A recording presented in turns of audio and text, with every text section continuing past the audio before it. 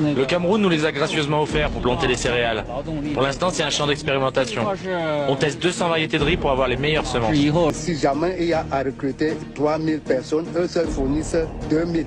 Ce n'est pas acceptable. Parce que nous aussi, on ne peut pas accepter qu'on soit inondé des Chinois ici alors qu'on a des gars qui sont au quartier.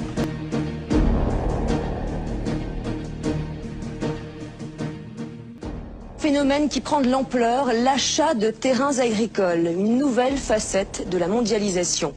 À cause de la sécheresse ou de l'explosion démographique, certains pays n'arrivent plus à produire de quoi nourrir leur population. Alors ils décident d'acheter des terres fertiles là où il y en a.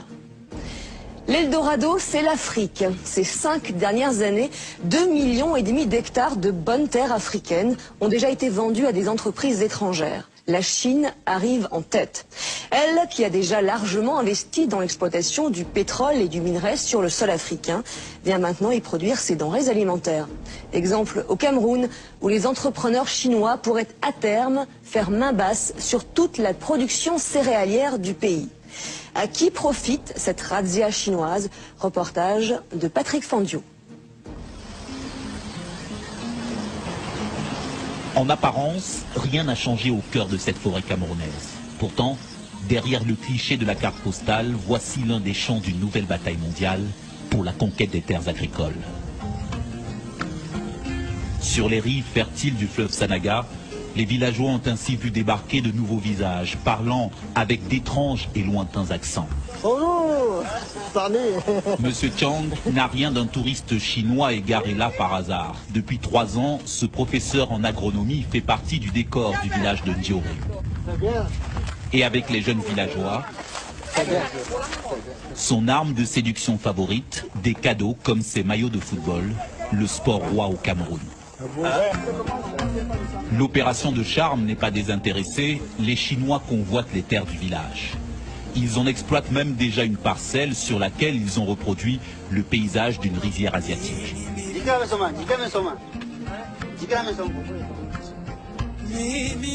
Du haut de son poste de contrôle, M. Li, le nouveau contremaître, il surveille ses ouvriers camerounais qui préparent la future récolte de riz. Et pour pouvoir leur donner des ordres, il a commencé à apprendre des rudiments de français.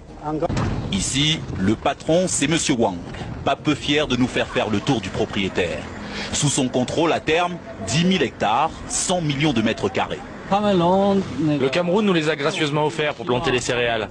Pour l'instant, c'est un champ d'expérimentation. On teste 200 variétés de riz pour avoir les meilleures semences.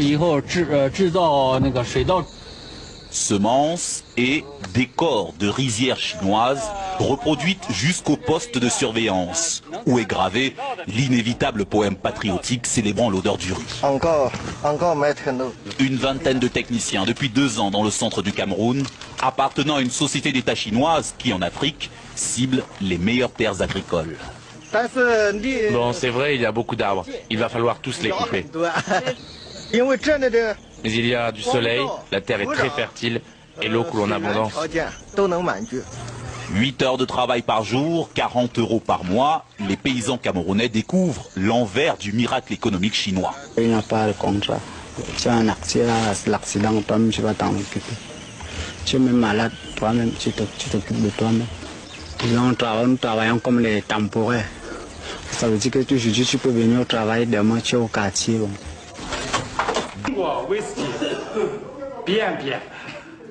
Ce whisky chinois à base de riz sera bientôt made in Cameroun. Moi, patron. Le patron d'ICO, comme beaucoup d'autres en Chine, encourage les ouvriers agricoles comme lui à émigrer vers les pays africains. Au Cameroun, comme ailleurs sur le continent, la Chine cherche à compenser la disparition de ses propres surfaces agricoles, à occuper ses millions de paysans sans terre, à maîtriser à terme sa sécurité alimentaire. Déjà une dizaine de centres pilotes dans les pays africains. Et sur le terrain, les ouvriers camerounais multiplient les plaintes. Celui-là en a assez d'aller au champ avec ce qui reste de ses chaussures de ville. Ça c'est les chaussures de la maison. Et vous travaillez avec? Normalement. Le professeur Chang lui rappelle que les bottes ne sont distribuées qu'une fois par an à la saison des pluies. Les bottes, c'est un an, une fois. Nous, actuellement, là, nous travaillons pour eux. ils doivent vraiment normalement nous habiller. Et normalement nous mettre au moins un peu à l'aise. Et le paiement même aussi médiocre. Nous supportons seulement les 1000 francs de la journée. L'évocation du salaire de l'employé, 1000 francs CFA, 1,5 € par jour, met brutalement fin à la rencontre. Une main-d'œuvre bon marché que les Chinois recrutent parmi les jeunes paysans du village. Des paysans qui n'ont pas été associés à l'arrivée des nouveaux maîtres sur leur terre. Pourquoi hein? On n'a pas de contrat de travail. On n'a pas de contrat. Puisque le contrat est verbal. On n'a pas eu un contrat par écrit. Avant, ces paysans pratiquaient de la culture de subsistance sur les terres que convoitent aujourd'hui les Chinois du groupe ICO. Des terres qu'ils ont dû quitter précipitamment. Un mois avant, ils sont venus nous signaler que bon, les Chinois vont venir s'installer là. Bon, ils sont arrivés. Ils ont demandé à tout le monde d'arracher les maniocs. Même si ce n'est pas maturité. Ils ont donné trop 2 semaines là. Ils ont commencé à cultiver. Ils ont commencé à battre les paniers, à dépêcher les champs de manioc, tout ça à terre. Ils demandent même aux habitants de quitter. Les Chinois? Les Chinois, que c'est leur terrain. Et c'est normal. C'est pas normal. Ils disent que c'est leur terrain. Ils doivent cultiver, construire, quoi, on ne sait pas. Personne à Ndioré ne connaît d'ailleurs les termes de l'accord que le groupe chinois négocie avec le Cameroun. Même confidentialité sur un autre projet du groupe ICO, le rachat de cette usine abandonnée, spécialisée dans le décortiquage du riz. Pour l'acquérir, les Chinois ont pris contact avec Louis Kenze, un ex-employé devenu la mémoire vivante de ce bâtiment fantôme. Les lampes, il n'y a plus rien de tuyaux.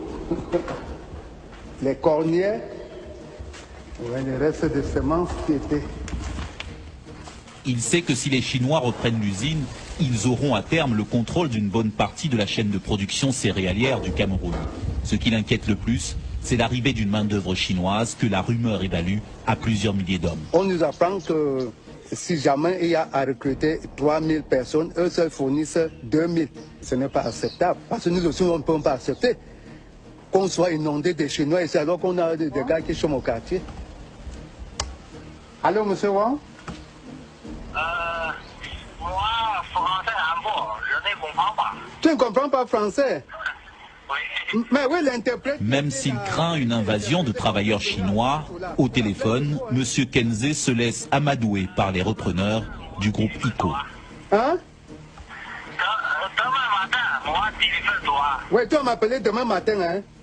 Oui. Ok, bonne journée. Ok. Oui, salut moi, monsieur Wang, hein?